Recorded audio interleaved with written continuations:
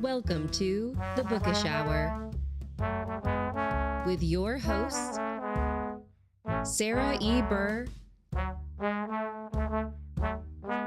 and J.C. Kenney.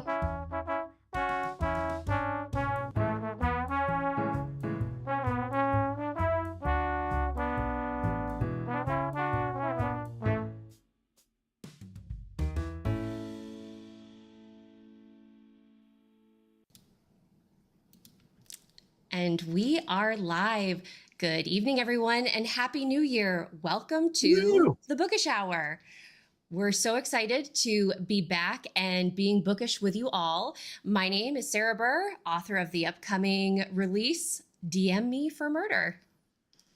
That is so cool. Happy Baby Friday, folks. I am J.C. Kenney. It is, we are so excited to be back with you here in 2024. I am the author of the upcoming book, Panic in the Panhandle. That's not until September, though. So tonight, we're going to talk with a super fabulous, unique backstory author. So, Sarah, I think it's time to get bookish. Yes, I've been waiting to get bookish for quite a while. It's been a minute since we were together here on YouTube. So we're very grateful to have you all joining us in the new year. I'm still getting used to saying 2024, but I think I'm getting the hang of it. So folks in the chat, thank you for being here. It's great to see you. Great to see your enthusiasm. And we're very excited to welcome Erica Miner to the show. Erica, welcome to the Bookish Hour. Thank you. I'm absolutely thrilled to be here. We're going to have a very fun evening. Our guests, your background is incredible. And so I think our audience members are in for such a treat. And to kind of cue things up for folks who may not be familiar with you, do you mind just sharing a few words about yourself? Well, absolutely. I am best known originally as a violinist. That was my first career. I was a violinist at the Metropolitan Opera in New York for 21 years. And while I was there, there were a number of nefarious goings-on that started to inspire my wicked imagination. And I started fictionalizing them. Just to note, however, I actually started writing before I even started playing the violin. Back when I was in grade school, I was growing up in Detroit, and there was an excellent public school system. Of course, it was about 100 years ago. And I was placed in an after-school program for creative writing. And I found that I absolutely loved the whole process of creating characters and plot lines and weaving them all together to tell stories. And then I started playing the violin, and anybody who's ever played that fiendish instrument knows how difficult it is. And the writing kind of took second place, but I kept writing no matter what. Even while I was at the Met, I took classes in writing whenever I could fit them into my schedule.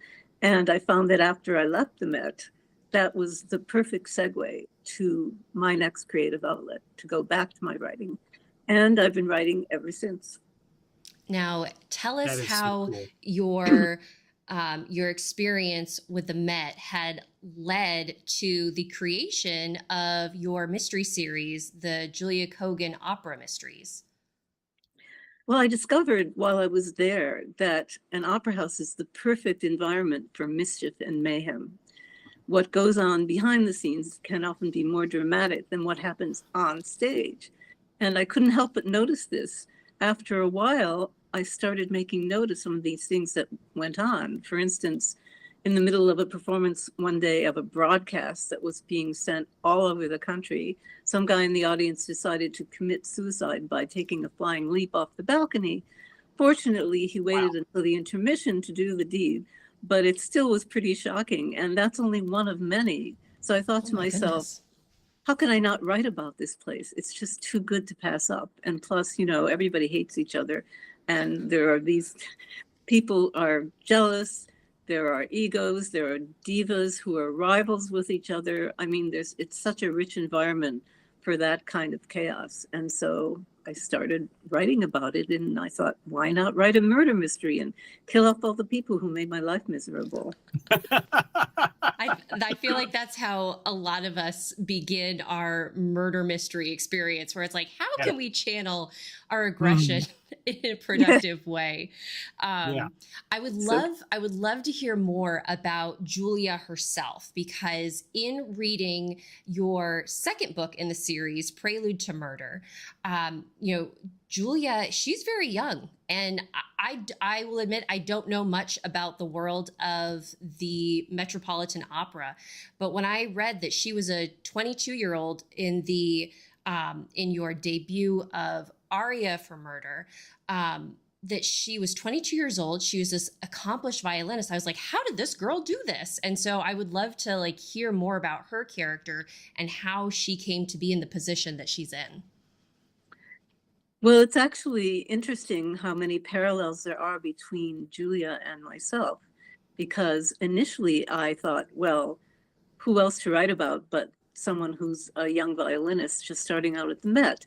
And much like myself, she's a starry-eyed neophyte who can hardly believe that she's playing with the world's most prestigious opera house in the orchestra. But what she doesn't know is that all this stuff is going on in the background with everybody in conflict with each other. And she ends up getting entangled in all of it, especially when something terrible happens during her debut performance.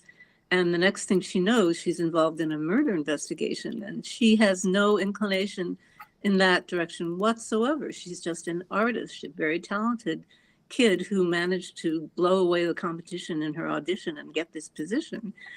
But in the meantime, it's not just all about the music. The place is, and I'll say this quite frankly, very often it's like an operatic Tower of Babel. There's thousands of people working at this opera house, and most of them are in conflict with each other most of the time. Take the orchestra, for instance. I describe the Met Orchestra as 100 neurotic musicians thrown together in a hole in the ground with no light and no air, 7 days a week, days, nights, and weekends. Sooner or later, you're going to want to kill someone. And so I thought to myself, yeah, talk about letting out your aggressions. It's great to do it, and you can do whatever you want because it's fiction.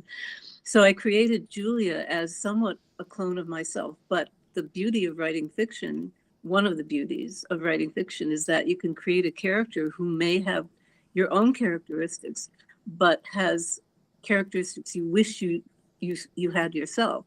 She's plucky and courageous and finds a way to survive all of this craziness around her.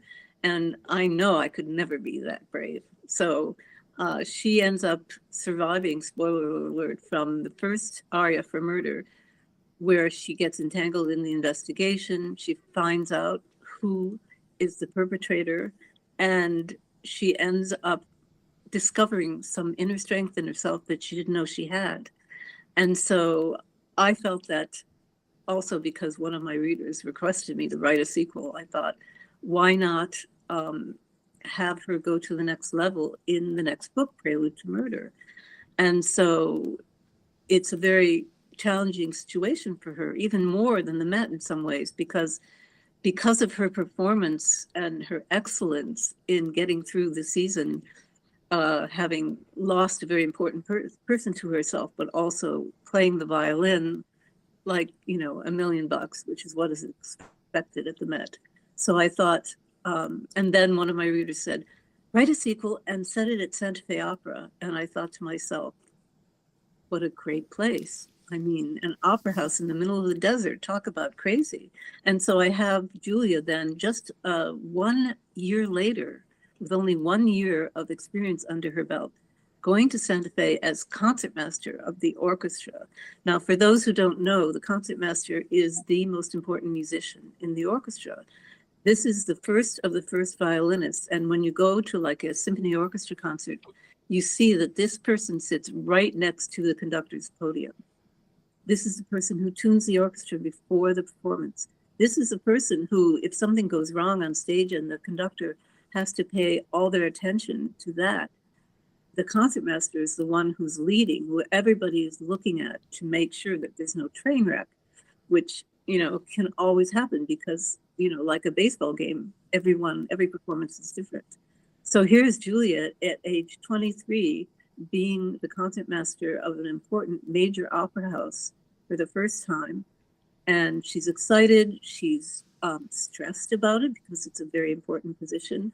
And then on top of this, she's a fish out of water, a city gal who's, from New York, who suddenly finds herself in the desert, performing in an outdoor theater, which is set between two mysterious mountain ranges, one of which is actually called the Blood of Christ, in the city, Santa Fe, which has more ghosts than any other city in the US. So not only is she stressed about performing the job, and then murderous chaos starts to happen, and then she's pursued by ghosts, and she does not like ghosts. So this is something that where the character tells you what they want to do. And that's what Julia told me. She said, okay, yeah, you started out with me very much like you, but really I want to be like this. And so she progresses. And the next thing you know, she's in trouble again. Well, I have to be honest. When I started reading, excuse me, sorry about that, Prelude to Murder, I had no idea that Santa Fe had such a prestigious opera house. Mm-hmm. That was a real eye opener and for me. And but one of the things also was that really caught me really quickly was, and you touched on it just a moment ago, the whole fish out of water thing. Because you bring her from New York City, kind of the preeminent, it's like even Philistines like me have heard of the, Metropolitan Opera. Yes. So to someplace, 3,000 miles away, different climate, so different. Could you talk a little bit about your process in bringing somebody, like you kind of talked about? Julia was kind of like you. Being there in New York, and now she's just totally, everything's been thrown at her all at once, kind of. Yes. Can you talk a little bit about that fish out of water scenario and how you came up with it, and maybe what worked, maybe what didn't? It was a really interesting process because I had never been to Santa Fe, although I knew all about the opera company because a lot of people at the Met actually go out there to play in the summer. They're gluttons for punishment. For me, 33 weeks of opera is plenty, but by the end of the Met season. So that was part of it that was authentic. And also I was very lucky in that, the opera world is very incestuous. Everybody knows everybody in all of the different opera companies. And I had a very close friend who had worked at Santa Fe Opera for many, many years. And so I got in touch with him and he said, sure, come out and I'll show you the entire opera house and I'll introduce you to people. And he did. So I did a lot of research, first of all, about the history of Santa Fe, which is fascinating. The whole history of the Spaniards and the indigenous people and all of that coming together. And then I had to research the history of the opera house. So when I got out there and I was able to spend a good solid week meeting people, this friend of mine, David Holloway, introduced me to the general director, the costume director, the conductor, all of these people who actually ended up being characters in the book. Oh, and that's cool. It's a huge campus. So not only you have this gorgeous outdoor theater, but you have all of the beautiful surroundings of it that I don't know how many acres, but it's huge. So I got to get familiar with the entire place. And that inspired me not only to where to set the scenes and the murders and that kind of thing, but also to describe the atmosphere in such a way that many readers have said to me, as soon as I finished reading your book, I wanted to get on the next plane to Santa Fe.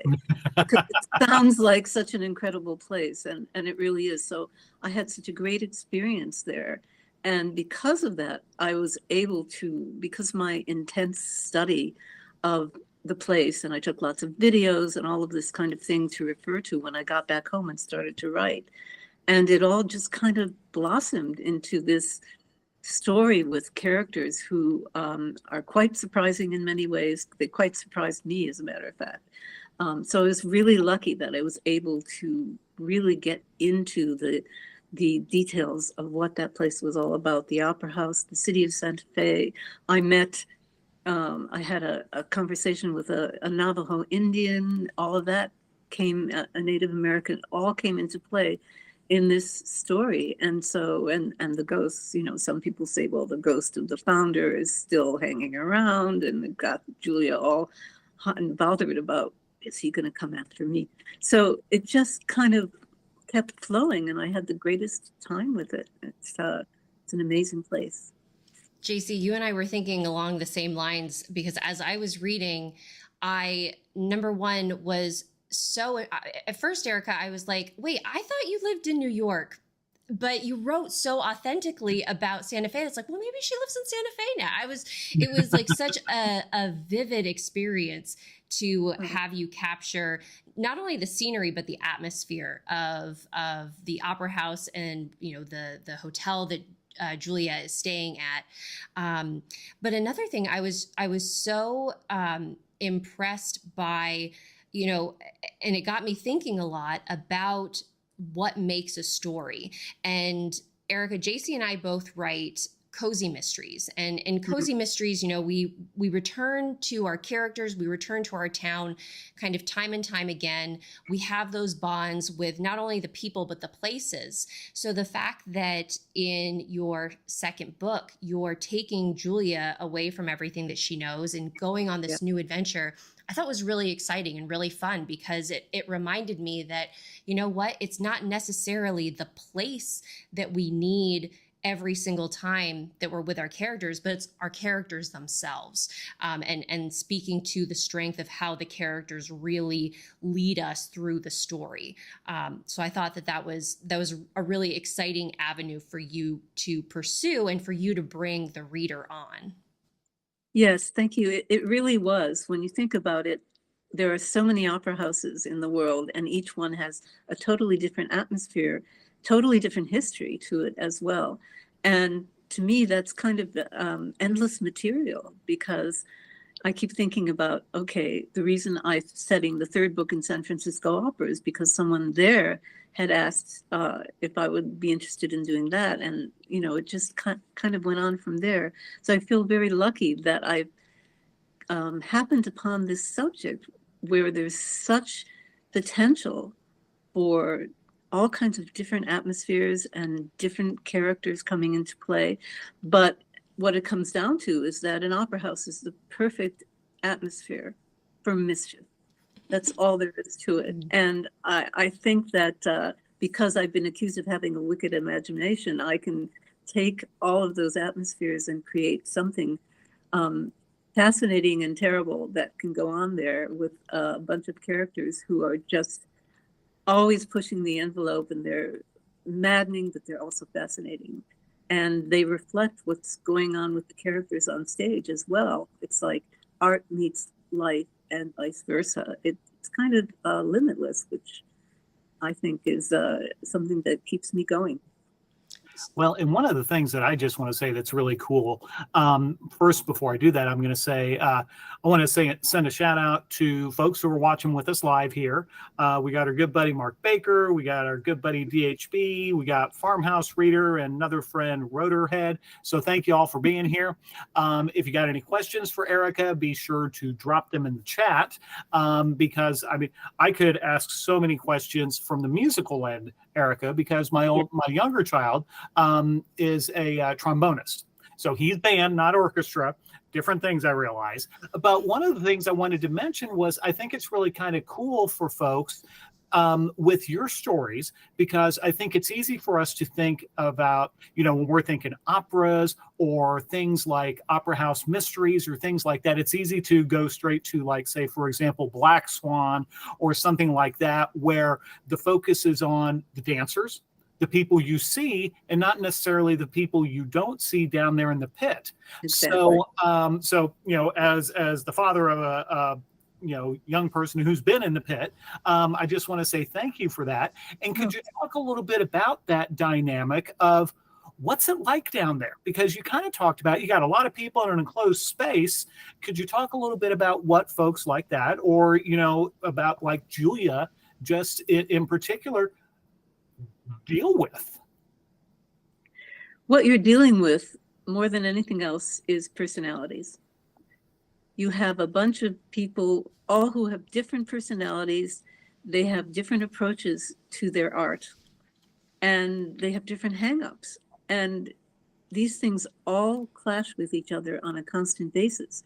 When you add to that the number of hours you spend together, it's incredible just to rehearse. Like, for instance, some of the Wagner operas are 6 hours long. So imagine, not only do you have to be in the pit with these people for 6 hours at a time, but you have to spend probably 600 hours rehearsing these pieces, which are very, very difficult to play and to coordinate with the stage. So after a while, people start getting into conflict with each other and they don't see eye to eye, but you're sitting like almost like sardines in this tiny, I mean, the Met pit, I acknowledge, is bigger than probably any other pit in the world, but it's still, when you've got 100 people in there, it feels everything is close quarters. So you have to either learn how to be balanced about dealing with these personalities, or you're gonna get into arguments. I remember a number of times when some of the guys came to blows in the men's locker room over who knows what. Oh, wow. You know, and the concertmaster had to break it up, and all these, this is what goes on there. You have no idea. It's that's one of the reasons I write these opera mysteries, because I can give an insider's view of what goes on behind the scenes. And in the pit, it's especially intense because we're there more hours than anybody else. I had a lot of really close friends in the women's chorus, and they used to say to me, you know, we're on and off the stage all evening long, but you guys are there just all the time, playing constantly from beginning to end. And it's difficult. It's a very difficult job. You can't make a mistake. You know, you're expected to produce perfection all the time because it's such a high stakes atmosphere. So of course, when you have a bunch of neurotic musicians, and believe me, they're all neurotic.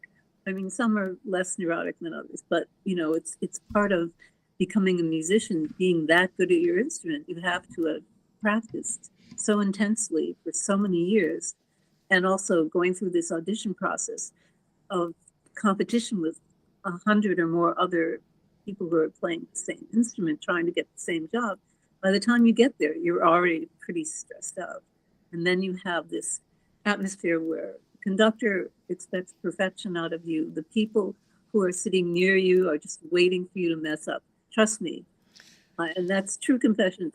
It's so different with writers. I find that writers are so very supportive of each other. And that's very refreshing after being with musicians who just are waiting for you to screw up. So I'm telling you, it gets, after 21 years, you can really burn out. But I was lucky because I was able to express a lot of that burnout by writing about it. It's really the best therapy. It really is. Did I answer your question? Oh yeah, absolutely. You know, and you know, just kind of what as you continue to share some of these stories, it's like, you know, you have all of these people practically living in this pressure cooker environment. Yes. You know, and so like you said, it's kind of, you know, a no-brainer. It's like, okay, here's a story, and that is really, that's fascinating. Well, I have a lot of fun with it. I think and I'm thinking back to the one time that I went to the Metropolitan Opera and seeing the beauty on display on the stage, but then actually understanding what the performance was about and thinking about how those were two very different things, where I'm seeing beauty, but this is a performance of suffering and pain and heartache. I'm curious about your selection of the opera that Julia is playing for in Prelude to Murder, Lulu. How did you go about, I guess, during your creative process, are you purposefully, you know, finding the operas that work for your storyline and having those kind of mirror one another? Or is it something that just is naturally occurring because of kind of the state and atmosphere of the opera itself? I think it's a little bit of both. So as far as the creative process, it was different from Aria for Murder. In Aria for Murder, I was at the very beginning trying to find in my mind which opera is it that has a scene on stage that can be replicated off stage simultaneously. But in Prelude to Murder, what I did was I researched all of the operas that had been performed at Santa Fe Opera since it first opened in the 1950s. And I looked for the ones that were the bloodiest, most violent ones, because I felt that it was this kind of story. And I wanted Julia to start off right at the beginning with, first of all, music, which is practically impossible to play. Believe me, I know, I've played it. This Lulu opera, it's very contemporary and very difficult for every instrument, but especially for the first of the first violinists. So I thought, okay, get her up that tree. First of all, she's under stress. She has to start right off with the most terribly difficult and violent opera with a story that absolutely freaks her out because it's just so dark. And I thought, why not start that way? And then I continued with the 3 other operas that they performed during that summer season in a similar vein, that they all have either very bloody scenes or scenes that are violent or both. And that's what I wanted to be in the background of this entire story, is operas that just reflect the murder situation that everybody finds themselves in when this chaos starts to happen. And I kind of took it from there, and it ended up being a real research journey for me, because I found out a lot about these operas that I had played at the Met, but I had never really researched their history and what went into them and what the composers went through in composing them. And I added all that, as much of it as I could, into the atmosphere, into the mix, to make it as authentic and compelling as possible.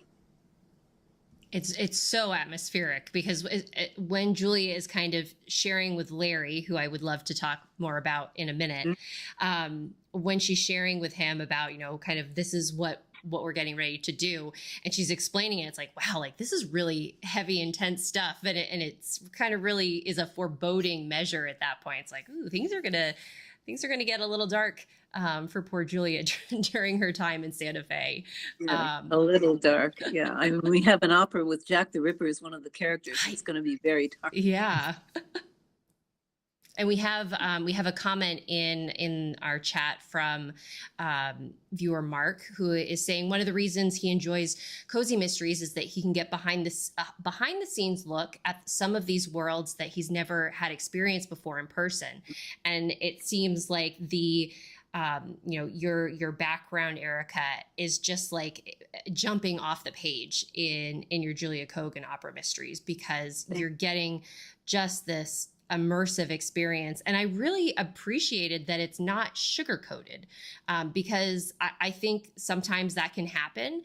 And so to learn that how cutthroat the industry is, it brings to light a friend of our show, Lori Robbins, her On Point Mysteries, where she's exploring the world of ballet and just like how intense it is for dancers. So I'm really glad to know that us writers are a little bit more mellow. We're a little bit more supportive, because I couldn't handle it if it wasn't. Well, that's true, that Lori and I have a lot in common, and we've done some work together as well, because our experiences have been so similar in so many ways. But I think, again, a theater is the perfect atmosphere for murder, mayhem, chaos, and mischief, and all those good things. So it all comes together. And I'm so glad that people appreciate that, because I'm the last person to sugarcoat something. And after 21 years of dealing with it, I was really happy to be able to express the kind of feelings that a musician can have being in that situation, and showing, the protagonist's life in a very close, intimate way. I think adds a lot to a story. It helps you sympathize with her, and the poor kid doesn't know what she's in for, at the beginning. And she always chastises me for that. But I think that I could find a really good way to show how very intense it is, but how very exciting it is also. It's definitely a mix. I remember one time I was in the pit during the intermission practicing, and one of the people in the audience came up to the pit and started chatting with me and said something on the order of, "It must be so much fun for you to play. I mean, it's just such a exciting atmosphere and so glamorous." And all I could say was, I couldn't say anything. I just kind of nodded my head and looked at the people around me, and we all looked at each other like, yeah, if they only knew. Wow. And that's one of the things that I had a conversation one time with a tennis pro. And he was a teaching tennis pro. And I remember I played tennis in high school. And I remember telling him, it's like, man, you're a tennis pro. How cool is that? Because I was so excited because, having played in high school, I was a fan and all that kind of bit. And he said, dude, it's a job. And it was a real kind of aha moment for me that, there are so many of these professions that those of us folks think, like professional musicians like yourself, Erica, we think, oh man, that's got to be so cool. You're playing music every day and hanging out with other musicians, and how, it's like, oh, that's just got to be so great. And it's like, it's not all wine and roses by any means. Oh, no, it's not. I mean, behind that golden curtain, and beyond those crystal chandeliers that rise to the ceiling before every performance, there's a whole other world, and it's a world of intrigue. And what's going on stage has its own intrigue, but everything else that's going on it's a different matter entirely. And that really is not just to express myself, but the bottom line is to show people what happens that the audience does not see, what can go wrong. And there's plenty of it, believe me. I have so many stories to tell. I do a lot of lectures on opera where I tell some of the stories, aside from the one of the guy, throwing himself off the balcony. There are so many others, things that went on. And it just, after a while, I just couldn't help myself. I just had to write about it. And so I'm really happy that people are getting this insider's view, and that they're enjoying reading about it so much. Makes me very happy indeed. We have one viewer, Erica, asking, Roeder would like to know, what would be one opera that is not tragic enough to write about? Well, there are a number of comedic operas, of course, just as there are tragedies and comedies in Shakespeare, there are in opera as well. And some of them, I think it would be much harder to make something terrible going on during a comedy, but actually it might be a really challenging thing to consider that, okay, what's going on is so funny and riotous on stage, and the music is so bubbly and upbeat and all that kind of stuff. But behind that, there could also be a dark side. You never know. Inspiration. Something to... Yeah. Yeah. That's... Yeah. Well, I tell you what, we're about halfway through here. It's about 8:30. So, Erica, this has just been a blast. And I want to kind of shift gears just a little bit. Sarah kind of touched on somebody we'd like to kind of delve into a little bit, that being Larry in particular. Because I'm a big fan of sidekicks, as Sarah's sidekick for this show. Hero support, I'm all about it. Because in your story, obviously, your protagonist, Julia, is not by herself. She has her sidekick. Could you talk to us a little bit about him? Well, Larry is a really interesting person, and I must admit that their relationship is somewhat based on my relationship with my husband. He's not a musician. He's a tech guy. He's an IT guy, but he loves opera. He's also French, which makes him rather, should we say, interesting and spirited. Let's use. And so there's always this banter between us that makes life very interesting. And so I kind of modeled Julia and Larry on that particular dynamic, where she's a stressed out musician who's very temperamental, and he's much more easygoing, but he also happens to be an NYPD cop, which is not exactly a stress-free situation either. And they kind of get together under interesting circumstances where he's investigating and she has total, she's just wondering if he really is the real thing, and she's very skeptical. And so it starts out as this, and I've written a lot of screenplays, so I know all about this cute meet kind of situation. So their first meeting is very much like that, and it tends to be somewhat confrontational, but it's never boring. And I think that, spoiler alert, they're meant to be together. They meet in Aria for Murder. It's very rocky, kind of on and off, and then they end up appreciating their support of each other. And he goes to Santa Fe with her in Prelude to Murder, and it takes off from there. But I had so much fun writing the dialogue between them, because it's kind of what makes me so frustrated about my husband, is that he's always arguing with me. And so why not model that relationship between Julia and Larry on that, that she'll say something and he'll say, but, and then she'll say, but you're always saying, but, and then it goes on from there. So it brings a little bit of lightness to, what could be a very, very dark subject. And I think it's important to have, as Shakespeare did, not that I'm comparing myself to Shakespeare, but, comic relief was a really important part of something. Even in Hamlet, which is as dark as it gets, you've got these scenes that kind of lighten up just a little bit so that you can then take a deep breath and go on to the next dark part of everything. So I really had fun writing that relationship, and I continue to do so. And it goes in some very surprising directions at the end of Prelude to Murder and the beginning of the next book.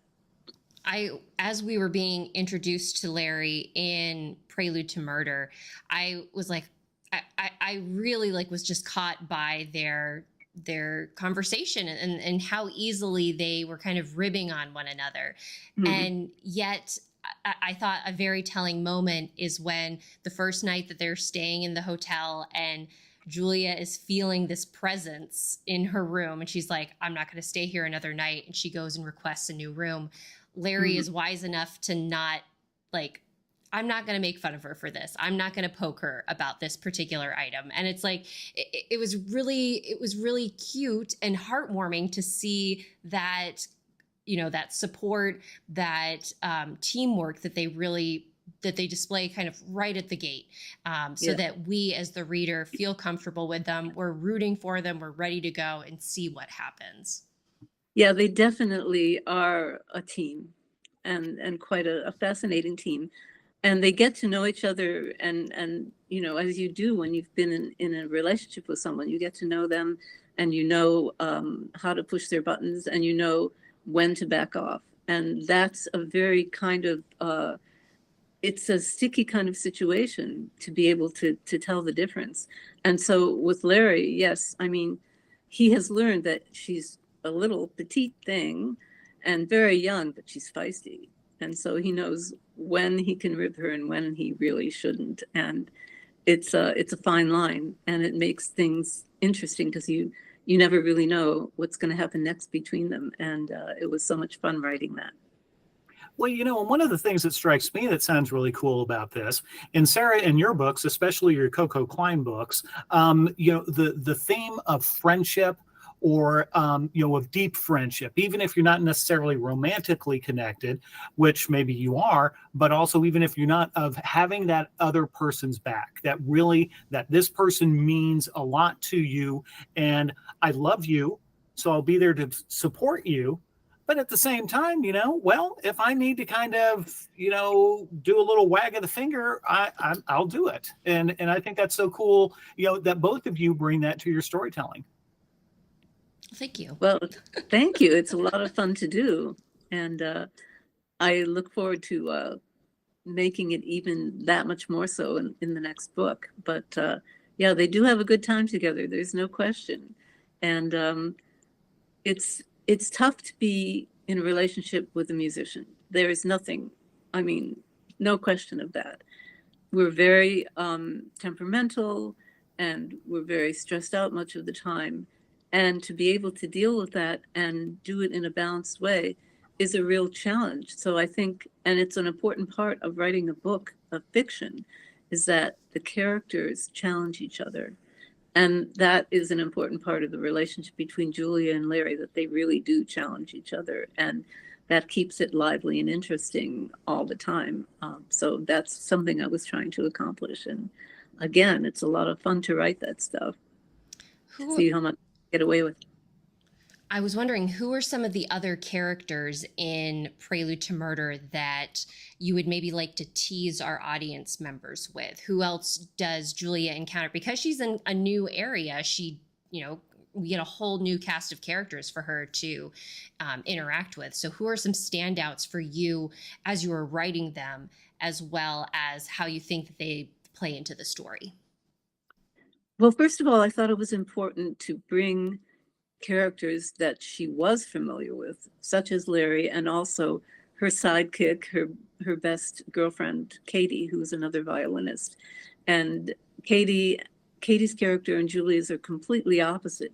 Katie is very kind of bubbly and always tries to find the positive side of things, and is always bringing Julia up short about this or that, trying to be real about everything. So Katie and Larry go to Santa Fe to be there for Julia as her anchor, somebody that she knows, and she knows she can count on to have her back.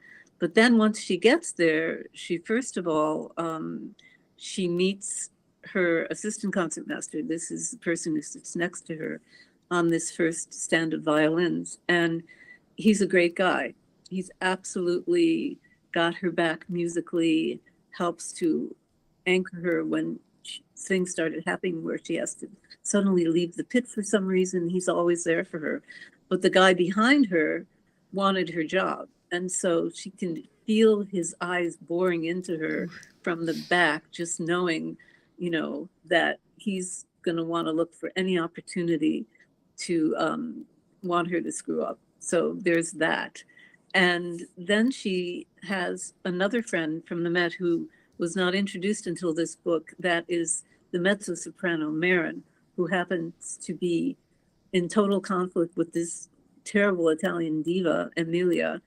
And so there's that interesting kind of clash between the divas, and you don't want to mess with a diva. I mean, I've seen temper tantrums on the stage of the Met that I can't even begin to tell you about, and certainly would not mention any names, but it made life very interesting. Both male and female, by the way, some very famous singers who just are full of themselves for a good reason, because they're great artists, but they feel like they can call the shots. And so then you get the conductor in the mix who really is the boss of everything. And these conductors have to be very careful about how they relate to these opera singers on the stage and make sure they're happy, but not let them get away with too much. And it goes on from there. I think one of the most interesting characters, and this was somewhat based on someone I knew at the Met, combined with someone I met at Santa Fe, and that's the costume director. The costume director has a job that I don't think even I had no idea how key it was and how hard they work in that costume shop. I got to spend a couple hours with the costume director at Santa Fe, where she showed me the entire place from top to bottom, explained everything, how it works. And I found I was so inspired by that I made it a major part of the book. And who would know, the costume director, you don't think about that so much. In the Met, it's called the wardrobe mistress. And I knew her as well there. And the kinds of things that they have to deal with, these personal relationships that they get in costuming someone, in building a costume for a singer, it's a very intimate process. You have to make the singer, and I didn't realize this, but it's up to you to make the singer feel comfortable, not only in the costume, but in their relationship with how the costume feels and how it makes them look. And, because they're very egotistical. And so everything has to be just right. And it's the costume director who gets the brunt of everything when something is not exactly right. They get yelled at all the time, that kind of thing. So I thought that would make a really interesting character. But honestly, all of them are interesting. The general director has his own or her own point of view of things, and the makeup guy and all these other people who make up this opera, what I call an operatic Tower of Babel, because so much of the time they cannot communicate properly with each other.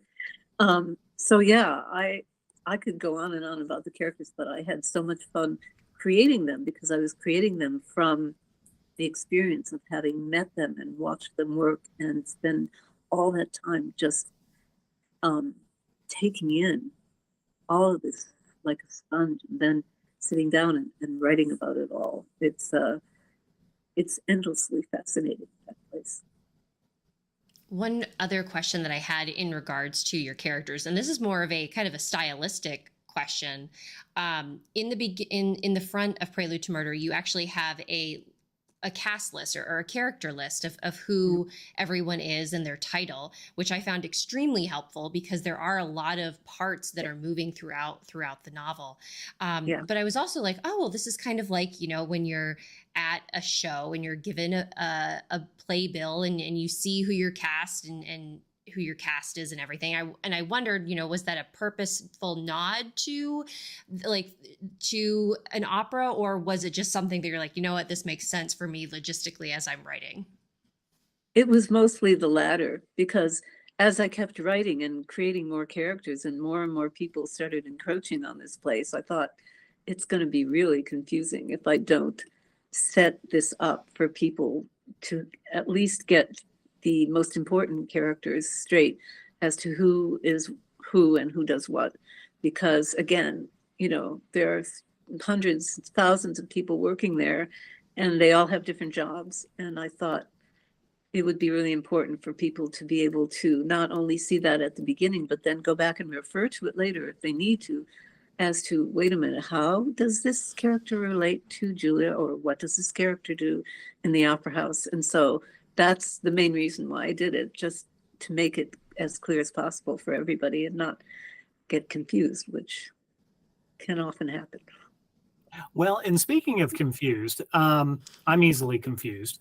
But one of the things that I'll admit, I think, just as from my perspective, that it can be intimidating, the thought of going to attend an opera, because among other things, at least it always seems to be, the assumption is that it's going to be in a foreign language. It's going to be in Italian. It's going to be French and all that kind of stuff. I'm not going to understand it, and all that kind of bit.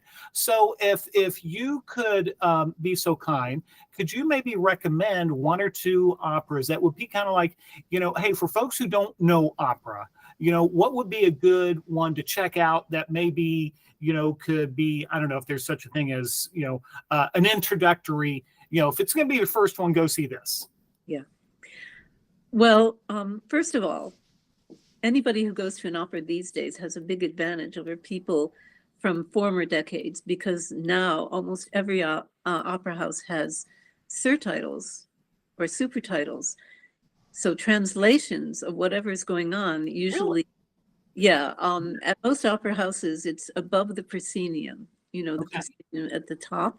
Mm-hmm. It just flashes on while they're singing. It tells you exactly what they're saying in English or whatever language you happen to be in a country. But in our case, it's always in English. And at the Met, they even have them on the backs of the seats.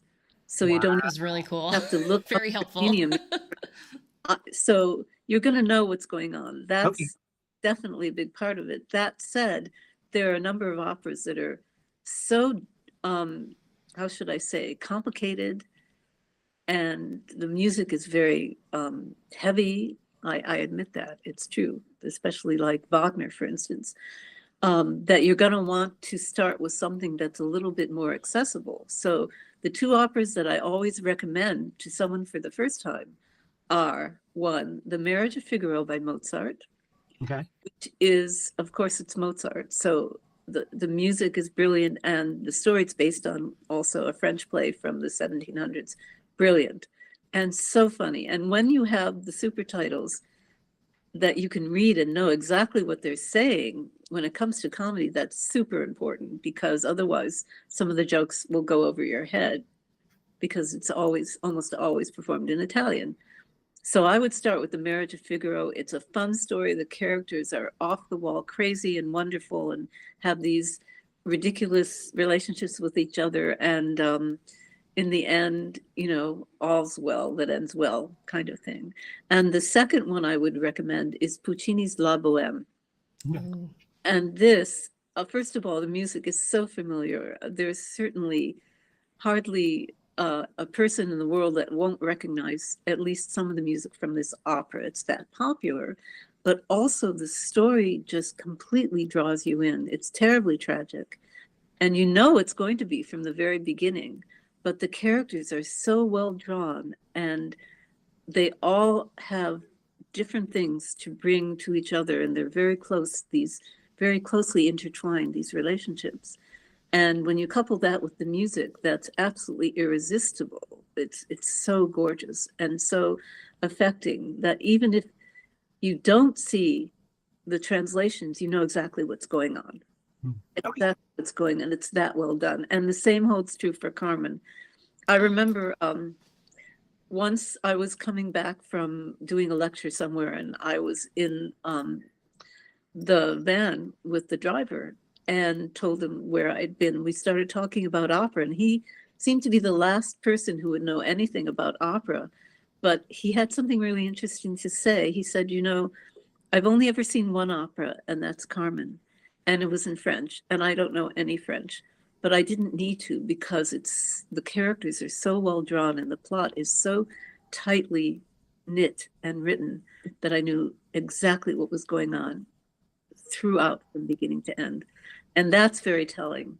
So those would be the three operas I would recommend: Mozart's Marriage of Figaro, Puccini's La Boheme, and Bizet's Carmen. That could get you right on the road to being an opera lover, I think. I will second that. The first opera I saw was Carmen, and it was actually while I was in Barcelona. And so we were seeing a French opera in a Spanish speaking country. But I still felt like I understood everything. I was like, wow, that was really, it was a really moving experience. So yeah. I definitely agree. If you've never seen opera before, that's a good one to start with, because it was definitely a good gateway. Yeah. No, there's a good reason why it has been, over the last couple of decades, the most popular opera of all, because it's so accessible. And again, the relationships are so clear, and something terrible is going to happen, but you just have to stay to the end to see how everything goes down.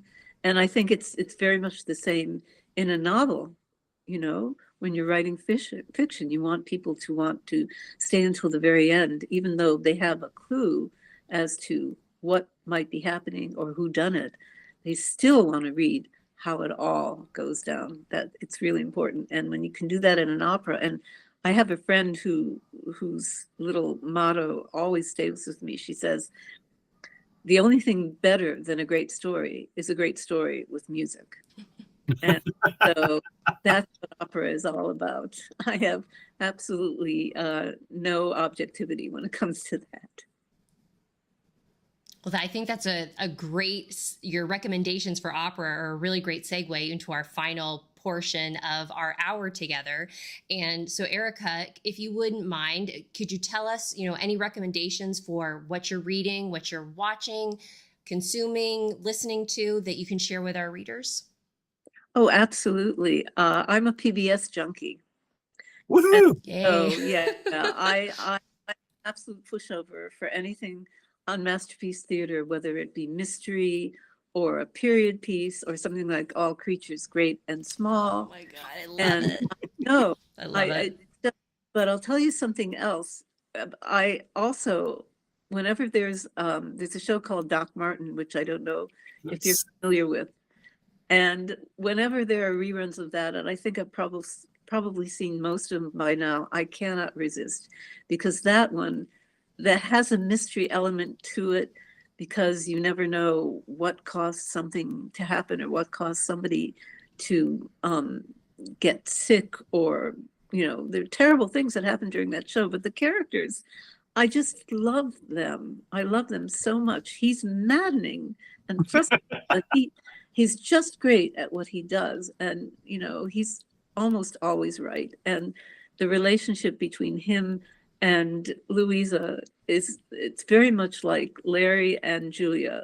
They're kind of always bantering with each other and always arguing with each other. And in the end, they just really love each other that so much. And the other characters in this little town, I'm telling you, it's irresistible. So there I go. It's Masterpiece Theater to the bitter end. That being said, I have a thing about hospital shows. I love Grey's Anatomy and the other ones that took place at the Bellevue Hospital. I'm trying to remember the name in New York. And The Good Doctor, all that kind of stuff. I don't know why, but there's something so compelling about the atmosphere of a hospital, almost like the atmosphere of an opera house, where so many things can go wrong and you're just riveted to watch and find out, what's going to happen to whom and how they're going to resolve it all and how the characters intermingle with each other. So those would be my recommendations. All Creatures Great and Small just started their new season, and I am totally there. I'm all in. I love that show. Absolutely love it. JC, what are you consuming at the moment? Well, I'm going to keep up with the PBS love. And Erica, I got to tell you, my wife turned me on to Doc Martin, and we both want to go to Port Wynn, someday, Port Arthur in real life. But anyway, I want to send a shout out to Miss Scarlet and the Duke. Also, PBS season 4 dropped this Sunday, same night as All Creatures. So that's a lot of fun. Period piece, 1890s mysteries. So that's always a lot of fun. Costumes to die for. Great characters. I love that show. As far as what I'm reading, I want to send a little shout out to my younger kid who got me this book. I don't know if you can see it. Fractal Noise. It's a sci-fi. He got me this for Christmas. It's a sci-fi book by Christopher Paolini, who folks may mostly know, I think, Sarah, from the Aragon Fantasy.